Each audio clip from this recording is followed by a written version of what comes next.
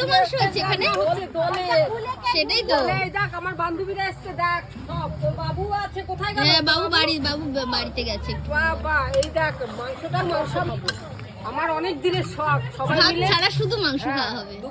সকালবেলা ভাত খেয়ে নিয়েছি, এবার হ্যাঁ। দুপুরবেলা সব মাংস খাবো, কে কত খেতে পারে। বাহ, কালারটা কি সুন্দর এসছে দেখো, গন্ধটাও ভালো। ও মা, আনন্দ কেমন করছে বলো সেটা? দারুণ আনন্দ হয়েছে, আমার তো খুব ভালো লেগেছে। আমি এখন এই প্রত্যেকের পরিবেশন করব, মানে পরিবেশন বলতে আমরা শুধু মাংস, হ্যাঁ, আমরা কোনো অন্য কিছু খাবো না, মাংসই খাবো। এইটাই আমাদের মানে পূর্ণিমাটা ছেড়ে গেছে, হ্যাঁ। তার জন্য মাংসটাই রান্না করছি। যেহেতু মাংস আর দুধ একসাথে খেতে নেই, হ্যাঁ, তার জন্য আমরা ভাঙটাও করলাম না। না আমরা ভাঙও করিনি, খাওয়া দাওয়ার মধ্যে শুধু মাংসটাই খাবো। দেখ কেমন হয়েছে, দাও তো। দারুণ রান্নাঘরটা পুরো গন্ধে ভরে গেছে না কাকি? এরকম ভাবে তাই না? রান্না করেছি একদম হয়েছে, বসা মাংস। বাবা এত ঠিক আছে।